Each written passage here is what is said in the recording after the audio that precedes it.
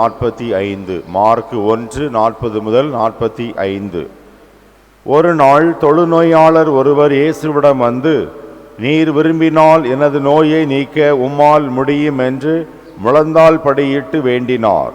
இயேசு அவர் மீது பரிவு கொண்டு தமது கையை நீட்டி அவரை தொட்டு அவரிடம், நான் விரும்புகிறேன், உமது நோய் நீங்குக என்றார். உடனே தொழுநோய் அவரை விட்டு நீங்க அவர் நலமடைந்தார். பிறகு அவரிடம், இதை யாருக்கும் சொல்ல வேண்டாம், கவனமாயிரும்.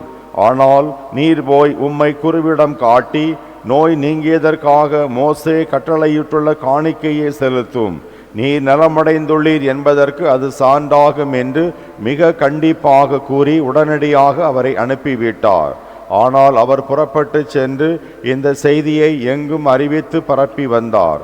அதனால் இயேசு எந்த நகருக்குள்ளும் வெளிப்படையாக செல்ல முடியவில்லை. வெளியே தனிமையான இடங்களில் தங்கி வந்தார். எனினும் மக்கள் எல்லா இடங்களில் இருந்தும் அவரிடம் வந்து கொண்டிருந்தார்கள். இது ஆண்டவரின் அருள்வாக்கு.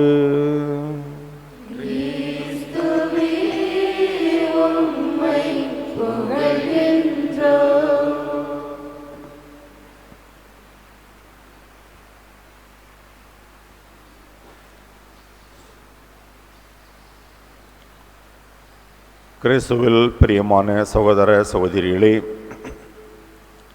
இன்று நம்முடைய குழந்தைகள் பாலசபை திருவிழாவை கொண்டாடுகின்றார்கள். திருத்தந்தையின் நேரடி கட்டுப்பாட்டில் உள்ள இந்த பாலசபையானது அகில உலக திருச்சபையால் அங்கீகரிக்கப்பட்டு திருத்தந்தையின் கண்காணிப்பில் இயங்கக்கூடிய ஒரு உன்னதமான ஒரு சபை. சிறு வயதிலிருந்தே இந்த குழந்தைகள் பெற்றோரின், ஆசிரியர்களின், வழிகாட்டிகளின் அறிவுரைப்படி நல்லவர்களாக வளர்த்தெடுக்கப்பட வேண்டும் என்பதுதான் அதனுடைய நோக்கம். அந்த நோக்கத்தை நிறைவேற்றும் விதமாக இந்த நாளை அவர்கள் சிறப்பிக்கின்றார்கள். இந்த வழிபாட்டை அவர்கள் சிறப்பிக்கின்றார்கள். காலையிலே எழுந்து இந்த பவனியாக வந்து தங்களுடைய உடனிருப்பை தாங்களும் இந்த வழிபாட்டினை சிறப்பிப்பதற்கு தகுதியாக இருக்கிறோம் என்பதை நமக்கெல்லாம் என்பித்து அமர்ந்திருக்கின்றார்கள். எனவே இந்த நாளில் நாம் பெற்றோராகிய நாம் அனைவரும் இந்த குழந்தைகளுக்கு திருவிழா வாழ்த்துக்களை கரவொலி எழுப்பி தெரிவித்துக் கொள்வோம். 1995 அல்லது 96 சரியாக நினைவில்லை, இந்த இரண்டில் ஒரு ஆண்டு தூத்துக்குடியில் உள்ள லெப்ரசி ஹாஸ்பிட்டல் FMM அருள் சகோதரிகளால் நடத்தப்படக்கூடிய ஒரு மருத்துவமனை. அங்கே தொழுநோயால் பாதிக்கப்பட்ட நிறைய மனிதர்கள் இருந்தார்கள். அவர்கள் சமூகத்தால், தங்களுடைய குடும்பத்தால், சொந்த மனைவி பிள்ளைகளால் ஒதுக்கப்பட்டவர்கள். அவர்களை பேருந்து நிலையங்களிலும் ரயில் நிலையங்களிலும் தெருவோரங்களிலும் கிடப்பதை பார்த்து அழைத்து வந்து அவர்களுக்கு தங்க இடம் கொடுத்து பராமரித்து வந்தார்கள் அருள் சகோதரிகள். இருப்பினும் இந்த நோயின் தாக்கத்தினால் அவர்களில் பல பேர் மன அழுத்தத்துக்கு உள்ளாகி நோயை காட்டிலும் இன்னும் பல சிக்கல்களை உடலிலும் மனதிலும் அவர்கள் கொண்டிருந்தார்கள். எனவே அப்படிப்பட்ட மக்களுக்கு அடிக்கடி கலை நிகழ்ச்சிகளும் ஆற்றுப்படுத்துதலும் கொடுப்பதை வழக்கமாக கொண்டிருந்தார்கள். அவ்வாறு கலை நிகழ்ச்சிகளை கொடுத்து அவர்களை மகிழ்விப்பதற்காக 95, 96 அந்த ஆண்டுகளில் ஒரு முறை குறு மாணவர்களாகி நாங்கள் சென்றிருந்தோம். இப்பொழுது அது புது பில்டிங்காக கட்டியிருக்கிறார்கள். அந்த வராண்டாவில் நடந்து செல்லும் பொழுது மனித சதைகள் ஆங்காங்கே இரத்தத்தோடு கிடப்பதை பார்த்து எங்களுக்கு மிக ஆச்சரியம். இதுதான் எங்களுக்கு முதல் முறையும் கூட.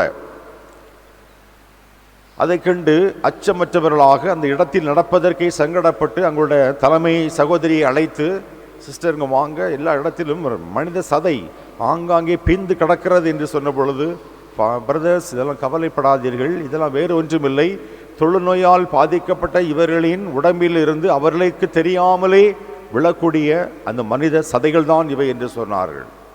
கிறிஸ்துவில் பிரியமானவர்களே, இன்றைய வாசகங்கள் தொழுநோய் பற்றி நமக்கு சொல்லுகின்றன. தொழுநோயின் உக்கரம் எந்த அளவுக்கு நாம் வாழக்கூடிய இந்த காலப்பகுதியிலும் இருந்தது என்றால் லேவியர் புத்தகம் எழுதப்பட்ட 5000 ஆண்டுகளுக்கு முன்னால் எவ்வளவு தீவிரமாக இருந்திருக்கும் என்பதை நம்மால் யூகிக்க முடிகிறது. எனவே இன்றைய முதல் வாசகத்திலே பார்க்கிறோம், தொழுநோயால் பாதிக்கப்பட்டவர்கள் தங்களுடைய ஆடைகளை கிழித்து கொண்டு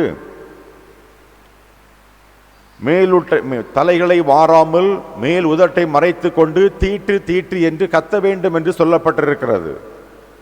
ஒருவேளை இந்த பின்னணியை நாம் புரிந்து கொள்ளவில்லை என்றால் இது தவறாக இருக்குமோ என்று நமக்கு தோன்றும். இது தவறு அல்ல. அவர்கள் இந்த சமூகத்துக்கு செய்யக்கூடிய மிகப்பெரிய தொண்டு.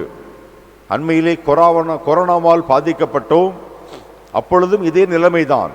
யாரும் யாரையும் தொட முடியாது. குறிப்பாக கொரோனா பாதிக்கப்பட்ட அந்த நபரையும் அந்த வீட்டில் உள்ளவர்களையும் நாம் தொடுவதற்கே முன்வரவில்லை. இப்படிப்பட்ட ஒரு சூழல். எனவே இந்த கொரோனாவையும் இந்த தொழுநோயையும் ஒப்பிட்டு பார்த்தோமே என்றால் அந்த அச்சம் மக்களுக்கு எந்த அளவுக்கு இருக்கும். இந்த நோய் தொற்றினால் தான் மட்டுமல்ல தன் குடும்பத்தை சார்ந்த அனைவரும் பாதிக்கப்படுவார்கள் என்பதற்காக அது பாதிக்கப்பட்ட நபரை ஊருக்கு வெளியே தள்ளுவதும் அவர்களுக்கு ஒரு வழக்கமாக இயல்பாக இருந்தது. அது அவர்களுக்கு தர்மமாகவும் பட்டது. அதில் தவறு அல்ல. தொழுநோய் கொரோனாவால் பாதிக்கப்பட்ட நபர்களை நம்முடைய வீடுகளில் நாம் தனிமையாக வைத்திருந்து நாம் அவர்களை ஓரளவு பராமரித்து கொண்டோம். போவதற்கு அஞ்சினோம். சாப்பாடு மருந்து மாத்திரைகளை தொலைவிலிருந்து கொடுத்தோம். ஆனால் தொழுநோய் 5000 ஆண்டுகளுக்கு முன்னால் எழுதப்பட்ட இந்த லேவியர் புத்தகத்தில் அதனுடைய தாக்கத்தை நாம் முழுமையாக புரிந்து கொள்ள வேண்டும் என்றால் விவிலியத்தையும் வாசிக்க வேண்டும், சில கமெண்ட்ரிகளையும் வாசிக்க வேண்டும். எவ்வளவு உக்கிரமாக இருந்தது என்றால் அது ஒரு தீராத ஒரு நோய், அவ்வளவு எளிதில் குணம் கிடைக்காத ஒரு நோயாக இருந்தது. அப்படிப்பட்ட ஒரு நிலையில் இருக்கும் பொழுதுதான் மோசே வழியாக கொடுக்கப்பட்ட சட்டத்தை இந்த லேவியர் புத்தகத்திலே நாம் பார்க்கின்றோம். அது நமக்கு ஒருவேளை தொழுநோயால் பாதிக்கப்பட்ட நபர்களுக்கு ஏன் இப்படிப்பட்ட தண்டனை, ஏன் அவர்கள் தீட்டு தீட்டு என்று சொல்ல வேண்டும், ஏன் கல்லறையில் வாழ வேண்டும் என்றெல்லாம் ஒரு எண்ணம் நமக்கு வரும். ஆனால் அது இயல்புதான். ஏனென்றால் இது தொழுநோயால் பாதிக்கப்பட்டவர்கள் அவ்வளவு எளிதில் குணமாகுவதில்லை. ஒரு சிலர் ஆங்காங்கே குணமானார்கள். அதுவும் தொழுநோயால் அல்ல. தொழுநோய் என்று சொல்லி தவறாக சித்தரிக்கப்பட்ட தோல் நோயால் பாதிக்கப்பட்டவர்கள் தான் குணமடைந்தார்களே ஒழிய தொழுநோயால் பாதிக்கப்பட்டவர்கள் பெரும்பாலும் குணமடைவதில்லை. கடந்த நூற்றாண்டிலே அமெரிக்காவின் ஹவாய் தீவிலே புனித தமியான், நீங்கள் கேள்விப்பட்டிருக்கலாம், புனித தமியான் தொழுநோயால் பாதிக்கப்பட்ட நபர்களுக்கு ஊழியம் செய்வதற்காக அவர் ஒரு குருவானவர். அங்கே அவராக விருப்பப்பட்டு சென்றார். ஏறத்தாழ 10 ஆண்டுகள் அங்கு பணியாற்றினார். அவருக்கு தொழுநோய் அவரையும் பாதித்தது. அவர்களை தொட்டால் பணி செய்தால் பாதிக்கும் என்று தெரிந்திருந்தும் அவர் பணி செய்தார். அவருக்கு தொழுநோய் வந்தது. ஓகே, பரவாயில்லை, வெளியே வாருங்கள், உங்களுக்கு நவீன சிகிச்சை கொடுத்து விடலாம், உங்களை காப்பாற்றி விடலாம் என்று சொன்ன பொழுது நான் வரமாட்டேன் என்று சொல்லி 5 ஆண்டுகள் அவர்களோடு பணிபுரிந்து அங்கேயே மரித்து அங்கேயே அடக்கம் செய்யப்பட்டார். அது அந்த காலம். அண்மையிலே அன்னை தெரசா காலத்திலே பார்க்கிறோம், அவர் பணி செய்தார். அவரோடு சேர்ந்த எல்லா அருள் சகோதரிகளும் இந்த தொழுநோயால் பாதிக்கப்பட்டவர்களுக்கு பணிவிடை செய்தார்கள். அவர்களுக்கு அது தொற்று வரவில்லை. இன்று நிறைய மருத்துவத்தில் முன்னேற்றம் அடைந்திருக்கின்றோம். கிளவுஸ் போட்டுக்கலாம், மாஸ்க் போட்டுக்கலாம், நவீன சிகிச்சைகள் மருந்துகளை நாமும் எடுத்துக்கொள்ளலாம். இப்படிப்பட்ட ஒரு சூழலில் நாம் இன்று இருக்கின்றோம். நம்முடைய இந்த முதல் நற்செய்தி வாசகத்துக்கு வந்தோமே என்றாலும் இந்த தொழுநோயை பற்றி நாம் புரிந்து கொள்வதற்கு ஒரு வாய்ப்பாக இருக்கும். தொழுநோய் என்பது 3 வகைப்பட்டது. ஒரு வகையில் தொழுநோய் என்பது இந்த மனித ஜாயிண்டுகள், எலும்பு எங்கெங்கெல்லாம் ஜாயிண்ட் இணைகிறதோ அந்த இடங்களில் தீராத வலியும் முதுகு புறத்தில் பேச்சஸ் என்று சொல்லப்படக்கூடிய அரிப்புகள் போன்ற தழும்புகளும் அது பின்னால் இளம் சிவப்பு கருப்பு நிறம் மாறி அது இருந்தது. அப்படிப்பட்ட நபர்களை குருக்களிடம் கொண்டு செல்வார்கள். அவர்கள் தீட்டு என்று ஒரு வாரம் ஒதுக்கி வைத்துவிட்டு அவர்களை சோதனை செய்த பின்பு அறிவிப்பார்கள். இது முதல் வகை. இரண்டாவது ஒரு வகை தொழுநோய் இருந்தது. அந்த தொழுநோய் என்ன செய்யும் என்றால் அந்த மக்களுக்கு தங்களுக்கு தொழுநோய் இருக்கிறது என்பதே தெரியாத அளவுக்கு உடலில் உள்ள விரல்கள் நகங்கள் எல்லாம் பெயர்ந்து விழும், அழுகி அழுகி சென்று கொண்டிருக்கும். அவர்களுக்கு தங்களுடைய உடலில் வலியோ உடலின் பாகங்கள் சிதைந்து கீழே விழுகிறது என்பது கூட தெரியாது. ஆனால் அது துர்நாற்றம், அதை வைத்து கொண்டுதான் நம்மளுக்கு தொழுநோய் பாதிக்கப்பட்டிருக்கிறது என்று சொல்ல முடியும். மூன்றாவது வகை என்பது நான் ஏற்கனவே சொல்ல அந்த 2 வகையும் சேர்த்து வரக்கூடிய நோய். இப்படிப்பட்ட இந்த சமூக அவலத்தில் இருந்து லேவியர் புத்தகத்தில் பார்ப்பது போல ஒரு மனிதன் தப்பிப்பதோ அவனை பொருட்டு மற்ற மக்களுக்கு அந்த நோய் பரவாமல் இருப்பது என்பதோ அந்த காலகட்டத்தில் அவர்கள் பயன்படுத்திய ஒரு சிறந்த அணுகுமுறை என்றுதான் நாம் சொல்ல வேண்டும். ஆனால் புதிய ஏற்பாட்டிலே நம் ஆண்டவர் இயேசு கிறிஸ்து அப்படி அல்ல. தொழுநோயால் பாதிக்கப்பட்டாலும் இயேசு கிறிஸ்து அங்கே 3 அணுகுமுறைகளை காட்டுகின்றார். ஒன்று, அவர்கள் மீது பரிவு கொள்கின்றார். கொரோனாவால் நாம் நிறைய பேர் பாதிக்கப்பட்டோம். நாம் வேண்டுமென்ற நோயை பெற்றுக்கொள்ளவில்லை, எதேச்சையாக நாம் பெற்றுக்கொண்டோம். அவர்கள் மீது நாம் பரிவு கொண்டோம். பரிவு கொண்டிருக்க வேண்டும். நம்மில் பல பேர் தொண்டாற்றினோம், உதவிகள் செய்தோம். நிறைய தொண்டர்கள் முன்னாடி வந்து அவர்களுக்கு உதவி செய்தார்கள், அவர்களை நல்ல அடக்கம் செய்தார்கள். இதெல்லாம் பரிவு, சமூக கடமை என்பதை உணர்ந்தார்கள். இயேசுவும் அந்த பரிவை காட்டினார். இரண்டாவது, அவருடைய தன்னுடைய அதிகாரத்தை, தன்னுடைய பவர், தனக்கு இருக்கக்கூடிய வல்லமையை பயன்படுத்தி அவருக்கு சுகம் கொடுத்தார். மூன்றாவது, மோசே சொன்ன அந்த கட்டளைகளை நிறைவேற்றும்படி, இந்த சடங்குகளை செய்யும்படி கட்டாயப்படுத்துகிறார். நான் உனக்கு குணமளித்தால் மாத்திரம் போதாது, இந்த சமூகம் உன்னை ஏற்றுக்கொள்ளாது. எனவே குருக்களிடம் காட்டி உன் நோய் நீங்கிச்சு என்பதை நீ அடையாளபூர்வமாக காணிக்கையை செலுத்தி அது சான்றிதழை பெற்றுக்கொள். இந்த 3ஐயும் இயேசு செய்தார். பரிவு, வல்லமை, சமூக கடமை. இந்த 3ஐயும் ஒரு சேர செய்து அந்த மனிதனுக்கு முழுது விடுதலையை கொடுத்தார். கிறிஸ்துவில் பிரியமானவர்களே, இன்று இந்த தொழுநோய் என்பது குணப்படுத்தக்கூடிய ஒரு நோய். கவலைப்பட தேவையில்லை. தெரிந்ததென்றால் நல்ல மருந்து மாத்திரைகள் இருக்கிறது, நவீன சிகிச்சை இருக்கிறது. அந்த நோயினால் பாதிக்கப்பட்டவர்களை நாம் தனியே விட தேவையில்லை, அவர்களை குணப்படுத்தி விடலாம். அதை நமக்கு பெரிய அளவுக்கு தொற்றாக ஏற்படாமல் நாம் முன்னெச்சரிக்கையாக இருந்து கொள்ளலாம். இன்று தொழுநோய் போல நிறைய தீட்டுகள் இருக்கின்றன. படித்தவன் படியாதவன், உள்ளவன் இல்லாதவன், அழகானவன் அழகில்லாதவன் என்று சொல்லி நாமே ஒரு சுய கோட்டை வரைந்து கொண்டு தொழுநோயை விட கேவலமாக மனிதர்களை நடத்துகின்றோம். அதுதான் நவீன தீண்டாமை, நவீன தொழுநோயாக நாம் பார்க்கப்பட வேண்டியது. எனவே கிறிஸ்துவில் பிரியமானவர்களே, இந்த நவீன தொழுநோய்க்கு மருந்து உண்டா என்றால் நாம் தான் சிந்திக்க வேண்டும். கடவுள்தான் மருந்தாக வேண்டும். கடவுள்தான் நம்முடைய ஞான கண்களை, அகக்கண்களை திறக்க முடியும். தொழுநோய்க்கு இன்று மருந்து மாத்திரைகள் கிடைத்தாயிற்று. ஆனால் உள்ளத்தில் இருக்கக்கூடிய, உடலில் இருக்கக்கூடிய தொழுநோயை குணப்படுத்தி விடலாம். உள்ளத்தில் இருக்கக்கூடிய தொழுநோயை குணமாக்க வேண்டும் என்றால் நாம் விரும்பினால் அன்றி அது நடைபெறாது. அப்படிப்பட்ட தொழுநோய் கொண்டவர்களுக்கு மருந்தும் கிடையாது, மாத்திரையும் கிடையாது. ஆண்டவர் தானே அவர்களை குணப்படுத்த வேண்டும். அதற்கு நாம் தாழ்ச்சியோடு முன் வர வேண்டும்.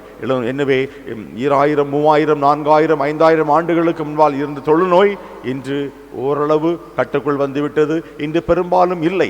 தூத்துக்குடியில் உள்ள அந்த மருத்துவமனையெல்லாம் மூடிவிட்டு இந்த எய்ட்ஸ் பேஷண்ட்டுகளுக்காக மாற்றிவிட்டார்கள். எனவே அந்த நோய்களெல்லாம் கட்டுக்குள்ளாக வந்துவிட்டது. ஆனால் தொழுநோயை விட மோசமான நோய்கள் கண்டுகொள்ளாமை, வேற்றுமை பார்ப்பது, நல்லவன் கெட்டவன், உள்ளவன் இல்லாதவன், அதிகாரம் படைத்தவன், வலிமை உள்ளவன் வலிமை அற்றவன் என்று சொல்லி பார்க்கக்கூடிய இந்த தொழுநோய் என்பது இந்த சமூகத்தில் இருக்கிறது. அந்த தொழுநோய் கூட மருந்து உண்டு, மாத்திரைகள் உண்டு, குணம் உண்டு, சுகம் உண்டு, ஆதரவு உண்டு. ஆனால் இப்படிப்பட்ட தொழுநோய்க்குள்ளவர்களுக்கு நாம் எந்த ஒரு மருந்து மாத்திரையும் கொடுக்க முடியாது, குணமாக்க முடியாது. அவர்களே தன்னுடைய நிலைமையை உணர்ந்து புரிந்து கொண்டு ஆண்டவருடன் மண்டியிட்டால், ஆண்டவர் எசேக்கியேல் புத்தகத்தில் சொல்வது போல, இந்த கல்லான இதயத்தை எடுத்துவிட்டு கனிவான உள்ளத்தை அந்த நபர்களுக்கும் உங்களுக்கும் எனக்கும் நிச்சயமாக தருவார். எனவே நவீன தொழுநோய் என்னது என்பது நமக்கு தெரியும். அந்த தொழுநோயை போன்ற காரணிகள், அந்த கூறுகள் என்னிடம் இருக்கதென்றால் நானும் தொழுநோயால் பாதிக்கப்பட்டவன் தான். ஒருவேளை அது உங்களுக்கு இருக்கும் என்றால் நீங்களும் தொழுநோயால் பாதிக்கப்பட்டவள் தான். இந்த உலக கண்களுக்கு அது தெரியாது. உங்களை யாரும் ஒதுக்கி வைக்க மாட்டார்கள். ஆனால் நீங்களே உங்களை ஒதுக்கி வைத்துக் கொள்ளுங்கள், ஒதுக்கி வைத்துக் கொள்வீர்கள். கடவுளும் உங்களை ஒதுக்கி வைப்பார். எனவே இந்த நவீன தொழுநோய் என்று சொல்லப்படக்கூடிய நான் சொன்ன இந்த கூறுகள், படித்தவன் படியாதவன், உள்ளவன் இல்லாதவன், அதிகாரம் படைத்தவன் அதிகாரம் இல்லாதவன், ஏழை, 4 வார்த்தை நல்ல விதமாக பேச மாட்டான், எதிர்த்து பேச மாட்டான், அடித்தால் பட்டுக்கொள்வான் என்று இருக்கிறோம் அல்லவா. அந்த நாதியற்றவர்கள், விதவைகள், கைம்பெண்கள், இந்த வகையில் வரக்கூடிய எல்லோருமே இன்றைய காலகட்டத்தில் ஒரு வகையான தொழுநோயாளர்களே.